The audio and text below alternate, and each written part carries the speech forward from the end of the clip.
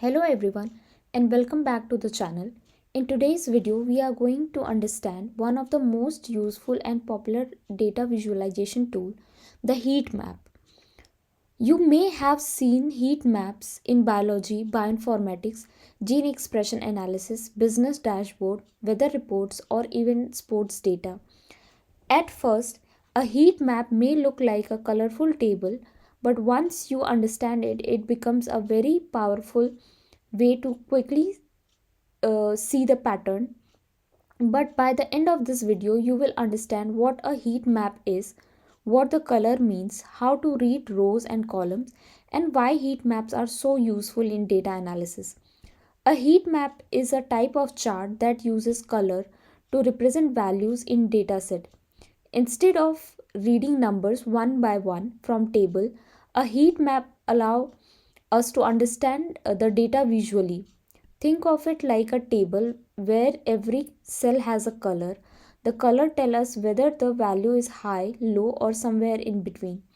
For example, if we are looking at gene expression data, each row may represent a gene and each column may represent a sample, such as control sample and disease sample. The color inside each cell shows the expression level of that gene in that sample. So instead of looking at 100 or 1000 of numbers, we can quickly see patterns using color. This is the main purpose of a heat map, to make complex data easier to understand. Now let us understand the basic structure of heat map. A heat map usually has rows and columns.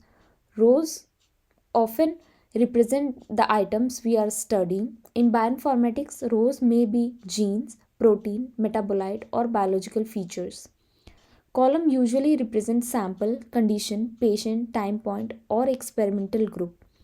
For example, imagine we are comparing gene expression in healthy and disease sample.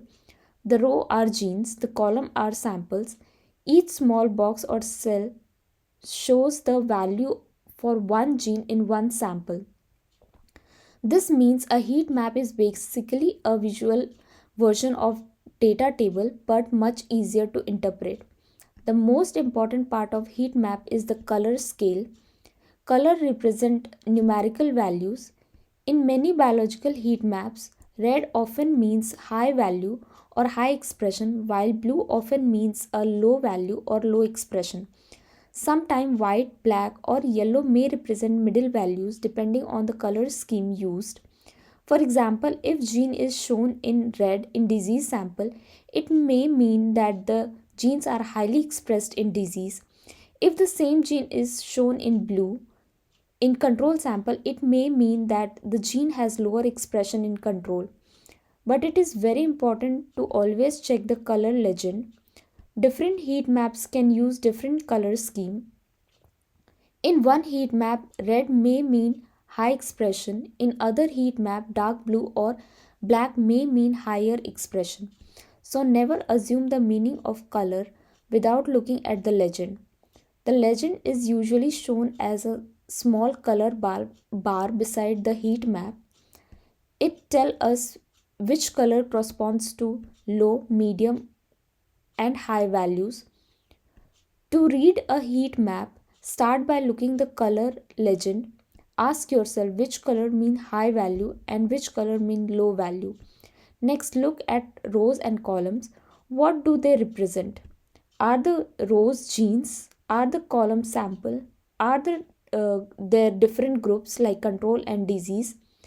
Then look for color pattern. For example, you may see a group of genes that are mostly red in disease sample and mostly blue in control sample. This suggests that those genes are more active in disease condition. You may also see other group of genes that are blue in disease sample and red in control sample. This suggests those genes are less active in disease. Heat maps are especially useful because they help us to see groups of similar behavior. Instead of focusing on one value at a time, we can see the overall pattern across many genes and samples. Many heat maps also include something called clustering. Clustering means grouping similar rows or columns together. You may see trees like this diagram on the side or top of the heat map. These are called dendrograms. A dendrogram shows which genes or sample are similar to each other. For example, if gene sample cluster together and control sample cluster together, it means their expression pattern are different and can be separated by the data. Similarly, genes with similar expression pattern may be grouped together.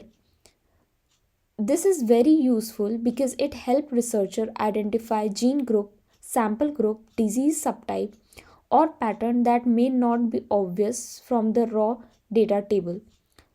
Let's take a simple example.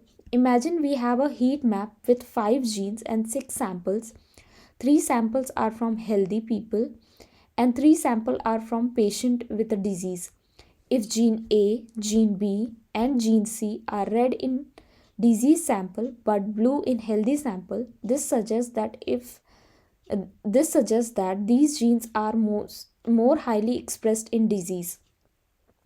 If gene D and gene E are blue in disease sample but red in healthy sample, this suggests that these genes are lower in disease. This kind of pattern can help researchers decide which genes may be important for further study. Heat maps are useful because they turn large data set into visual pattern. They help us compare many values at once. They are commonly used for gene expression analysis, RNA sequencing, microarray studies, proteomics and metabolomics, clinical data, business report, website analytics, and many other fields. Instead of searching through a huge spreadsheet, a heat map helps us to quickly find trends, differences, cluster, and unusual pattern. However, remember that a heat map is a visual tool. It helps us to explore the data, but we still need proper statistical analysis and biological interpretation to confirm the result. So to summarize, a heat map uses color to represent numerical value. Rows usually represent feature like gene or protein. Column usually represents sample or condition. The color legend tell us what each color means. Clustering group similar rows or column together. And heat map help us quickly identify pattern in complex data.